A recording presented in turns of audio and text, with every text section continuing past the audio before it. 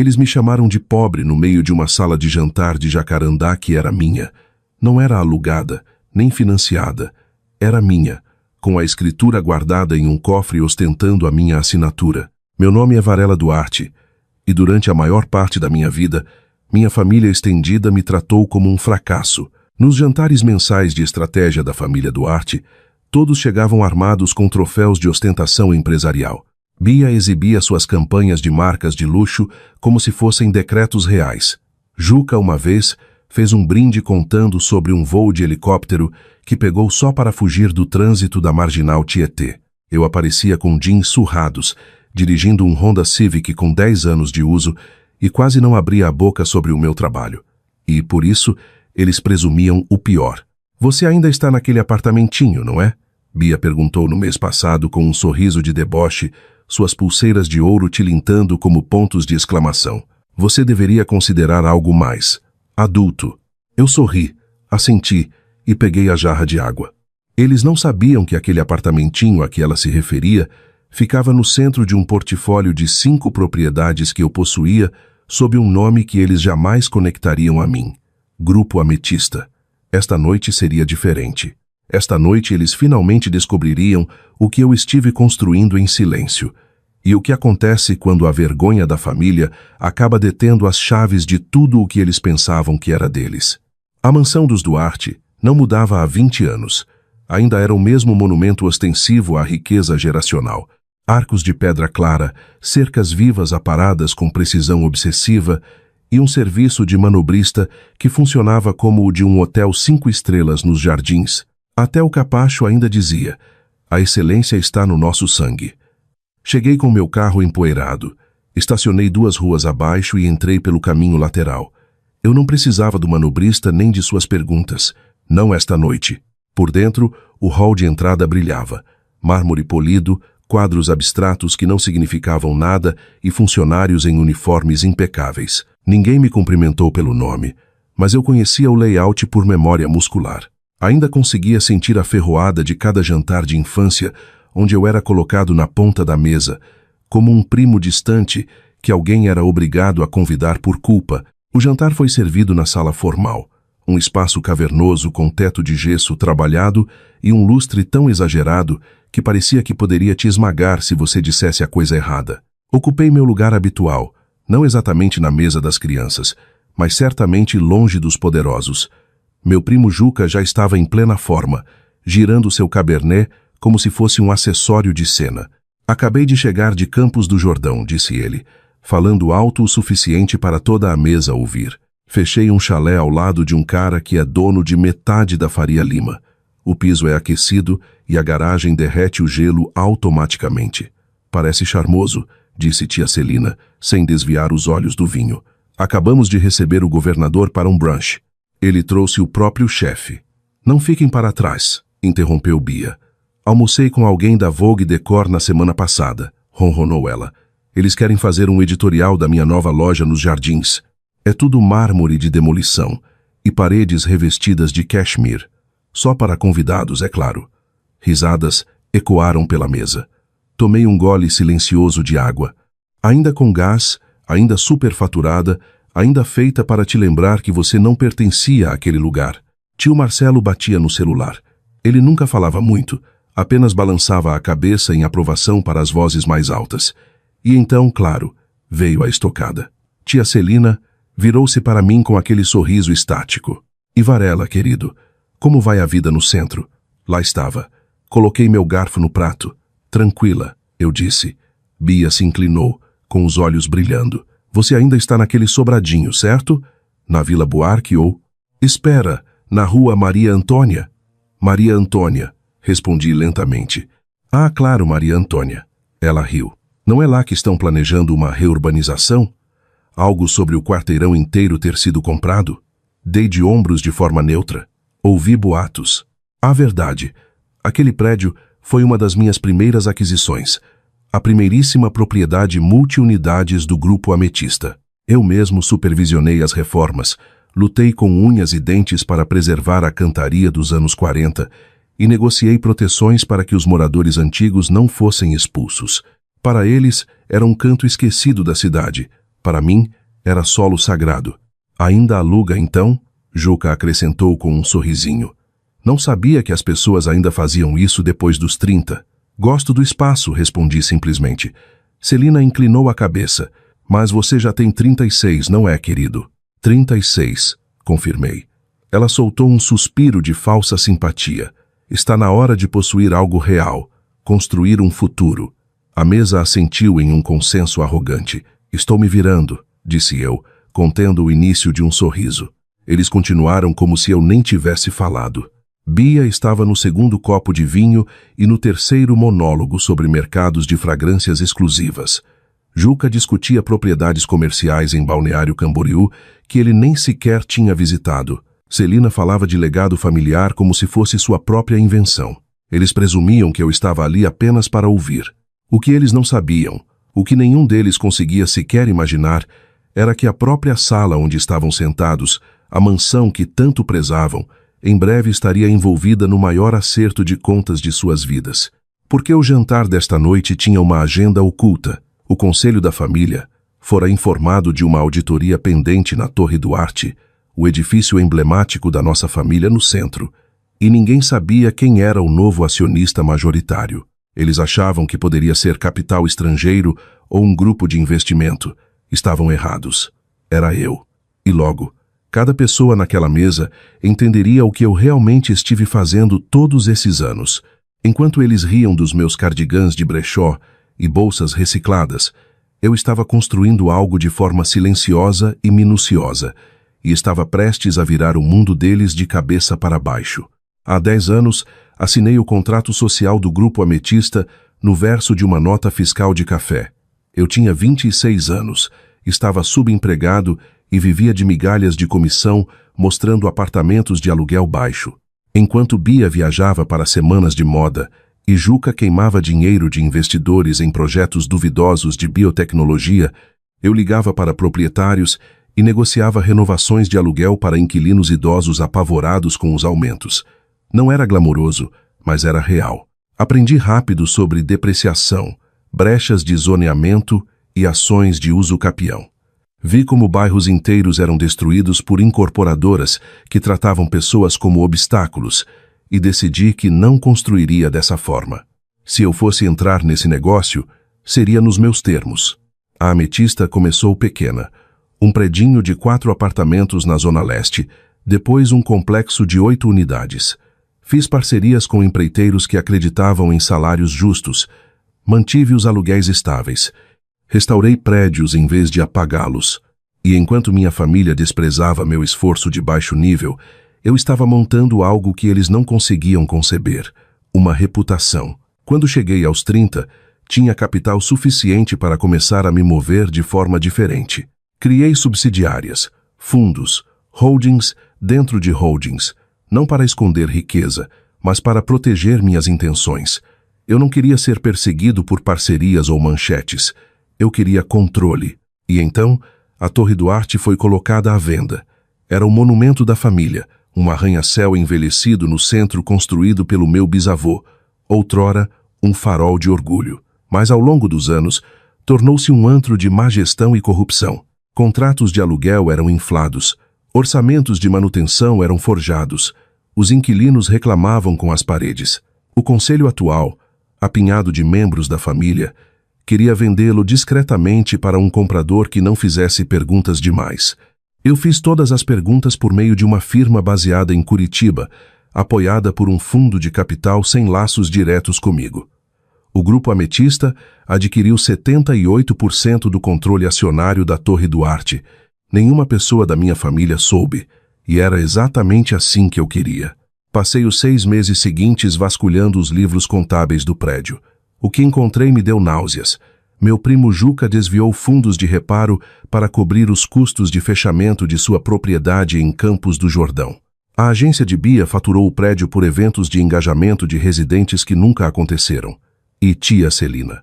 Ela estava desviando dinheiro através de um serviço de limpeza que tecnicamente pertencia a ela. Não era apenas antiético, era ilegal. Mas eu não os denunciei. Ainda não. Em vez disso, montei um plano de transição que traria uma gestão independente, restauraria a transparência financeira e preservaria o edifício como habitação acessível para os inquilinos de longa data. O anúncio seria público, os resultados da auditoria condenatórios, mas eu queria que eles ouvissem de mim primeiro, cara a cara. Foi por isso que aceitei ir ao jantar de família. Eles achavam que eu era apenas o primo calado que morava no centro. Eles não sabiam que eu detinha a escritura do legado deles. E amanhã de manhã, todos descobririam. O ar da manhã estava afiado, quase cirúrgico, enquanto eu entrava no elevador de vidro que me levava ao andar da diretoria do Grupo Ametista. Meu reflexo me encarava. Calça social preta, blazer de lã azul marinho, sapatos polidos muito longe dos cardigãs de algodão macio que minha família associava a mim. Cheguei antes dos outros. Minha assistente, Lara, me encontrou do lado de fora da sala de reuniões. Os pacotes da auditoria estão impressos. O relatório forense está na pasta. O comunicado à imprensa está embargado até às 10h. Ela hesitou. Eles já estão aqui, sentados na sala de espera lateral, como se estivessem em uma sala de guerra. Deixe que esperem, eu disse, entrando. 10 minutos depois, a porta se abriu. Eu não precisava olhar para saber quem entrou. Os rastros distintos de perfumes caros e o som de sapatos de couro os entregaram. Tio Marcelo liderava o grupo, visivelmente tenso. Bia vinha logo atrás, com um sorriso tão forçado que parecia que ia quebrar. Juca parecia não ter dormido. Com licença, ele latiu. Esta reunião é privada. Eu me virei lentamente, encontrando seus olhos. É sim, eu disse. E fui eu quem os convidou. Marcelo piscou. Varela? Assenti. Bem-vindos. Por favor, sentem-se. O silêncio pesou enquanto eles observavam a vista. As paredes, o logotipo gravado no vidro. Este é o seu escritório? Celina sussurrou. É. E eu trabalho para... Como é mesmo? Grupo Ametista. Eu sou o Grupo Ametista. Dava para ouvir uma agulha cair no chão. Você? Bia. Riu uma vez, um som oco e estridente. Você é o dono da Torre Duarte? Sou, disse simplesmente. Junto com os relatórios de auditoria, o registro de dívidas, o histórico de empreiteiros e o novo estatuto operacional que vocês assinarão ou recusarão hoje. Não, murmurou Juca. Isso é piada. Você mostra apartamentos para as pessoas. Você mora de aluguel. Eu renovo, eu preservo, eu construo, eu disse, com a voz firme. E eu tenho observado esta família sugar o sangue de um edifício em nome da tradição. Isso acaba agora. Abri a pasta deslizando o primeiro relatório sobre a mesa. A página 12 detalha retiradas não autorizadas, totalizando R$ 3 milhões. Eu disse, olhando para Juca. O seu refúgio na montanha foi pago com fundos de reparo do telhado. Ele ficou pálido como um fantasma. A página 21 detalha um orçamento de marketing que não corresponde a nenhum evento real. Bia, sua agência de branding, faturou 3 meses de programação para inquilinos que nunca ocorreu. Ela tentou falar, mas apenas balbuciou a palavra não. E Celina, acrescentei, folheando gentilmente para a próxima sessão. A empresa de limpeza, enviando faturas através de uma entidade não registrada. Uma fachada pertencente ao seu marido. Clássico. Celina quase derrubou o copo de água. Você exporia sua própria família? Perguntou ela, com os olhos arregalados. Não, respondi. Vocês se expuseram. Eu estou apenas segurando o espelho. Marcelo não tinha dito uma palavra. Agora, ele se mexeu na cadeira com a voz baixa. Podemos consertar isso. Podemos limpar tudo silenciosamente. Tarde demais, respondi.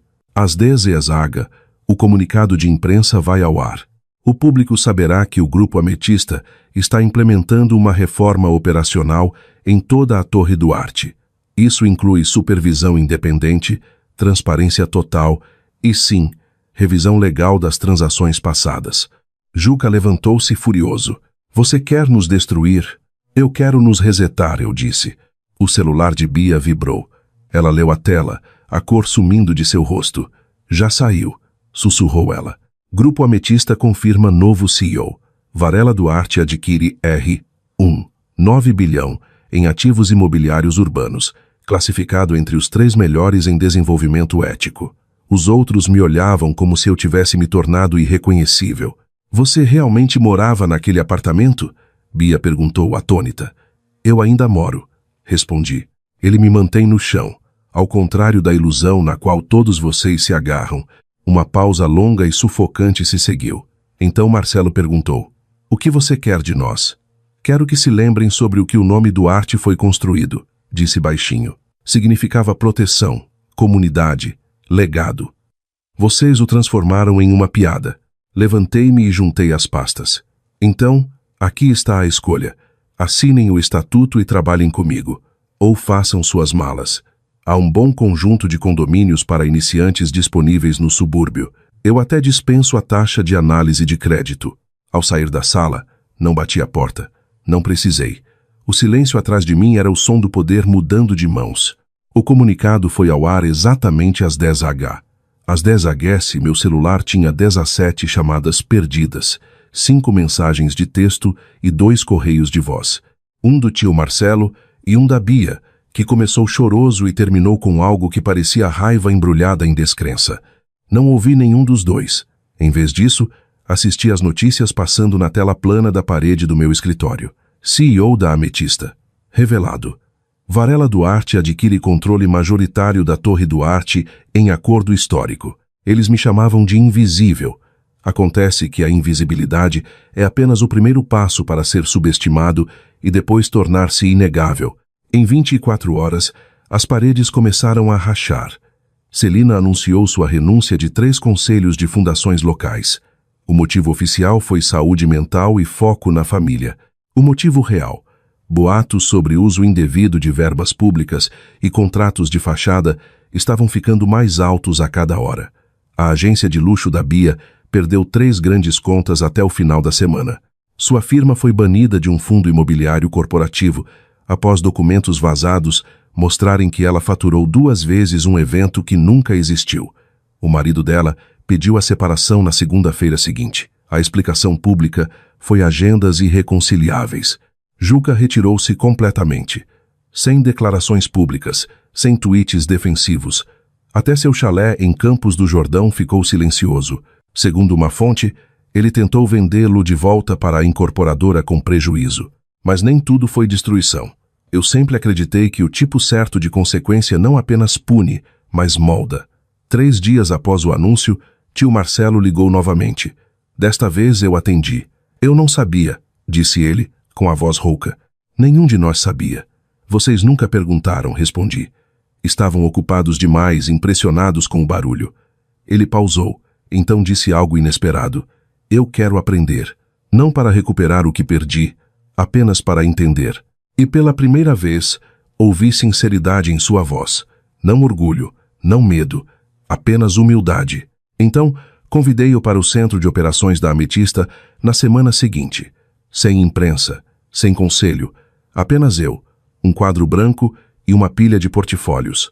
Expliquei tudo a ele. Como financiei pequenas aquisições, como construí a estabilização de aluguéis nas projeções de desenvolvimento, como medi o impacto pela longevidade da comunidade, não apenas pelo rendimento líquido.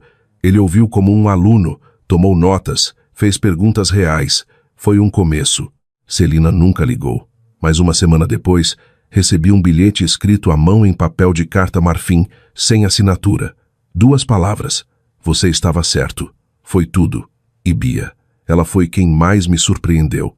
6 meses depois, fui a um evento local para uma ONG de moradia transitória que minha empresa financiava. Eu estava observando a multidão quando a vi, vestida de forma simples, cabelo preso, sem equipe de câmeras. Ela estava ajudando uma garotinha a amarrar os sapatos e organizando uma caixa de doações de casacos de inverno. Ela não me viu, e estava tudo bem. Talvez a redenção nem sempre comece com um pedido de desculpas. Talvez comece com ação. Eu ainda moro no meu apartamento na rua Maria Antônia. As pessoas ainda assumem que eu pago aluguel. Eu deixo. É mais fácil assim. Ser subestimado sempre funcionou a meu favor. Além disso, eu gosto do silêncio. O pátio floresce a cada primavera, cheio de vasos suspensos e desenhos de giz das crianças do bairro. O cheiro de ervas frescas da varanda da Dona Carmen flutua no ar à noite. Nenhum condomínio fechado de luxo poderia comprar esse tipo de calor humano. Este lugar é o meu lar. Não porque eu não possa pagar algo mais caro, mas porque não preciso provar mais nada a ninguém. O sucesso nunca foi sobre bancadas de mármore ou fins de semana de helicóptero. Era sobre autonomia, integridade e construir algo que ninguém pudesse tirar de mim. 2 semanas após a auditoria, chegou uma carta de um dos inquilinos da Torre Duarte. Pela primeira vez em 15 anos, sinto-me seguro aqui, não apenas no prédio, mas em ser ouvido. Obrigado. Prendi a carta na minha parede. Ela me lembrava por que eu comecei tudo isso. Por que eu suportei anos sendo chamado de modesto, comum, até irrelevante. Por que eu nunca os corrigi quando me chamavam de pobre. Porque eu não estava construindo para as aparências. Eu estava construindo para a permanência, para a justiça, para o legado. 6 meses depois, a reunião de inverno da família Duarte não aconteceu na antiga mansão. Aconteceu no pátio da Torre Duarte, sem salões de mármore, sem extravagâncias de buffet, apenas cadeiras dobráveis, lanternas brilhantes e o som de crianças rindo ao lado de mesas de doces. O que costumava ser um monumento frio ao status, agora fervilhava de vida. Minha família apareceu de forma diferente. Bia usava tênis e servia chocolate quente com calor humano real. Juca ajudou um inquilino idoso a pendurar luzes, sem câmeras por perto. Tio Marcelo conversava com os residentes, não sobre eles. Até tia Celina passou por lá, quieta, observadora, sem maquiagem, sem performance. Minha mãe sentou-se ao lado da dona Francisca, uma inquilina de 30 anos, ouvindo-a com uma suavidade que eu não via há décadas. Ela me encontrou perto da fonte. Foi isso que você construiu, disse ela baixinho. Eu apenas limpei o espaço, respondi. Eles fizeram o resto. Mas por quê? Perguntou ela. Por que o setor imobiliário? Pensei sobre isso. Sobre os primeiros anos, as propriedades negligenciadas, os inquilinos assustados, as noites sem dormir lendo leis de zoneamento. Porque quando você constrói algo que abriga pessoas, eu disse, você constrói algo que dura. Ela assentiu. E agora, eu entendo que legado não é algo que você herda, eu disse. É algo que você cria, escolha por escolha. Mais tarde, fiquei na minha escada de incêndio, observando a Torre Duarte brilhar. Não era mais um símbolo de arrogância, mas de restauração, de comunidade. Meu celular vibrava com ofertas, entrevistas, parcerias, elogios. Deixei que esperassem. Sucesso para mim não era sobre barulho, era sobre fundação. Se você já foi subestimado por escolher o silêncio em vez da ostentação, lembre-se disso. Você não precisa gritar para ser importante. Você só precisa construir algo real. E às vezes, o melhor tipo de vingança é tornar-se exatamente quem eles pensaram que você jamais poderia ser. Sucesso não é o que você mostra, é o que você sustenta. Se você está construindo seu império em silêncio, comente legado aqui embaixo e mostre que a fundação é o que realmente importa.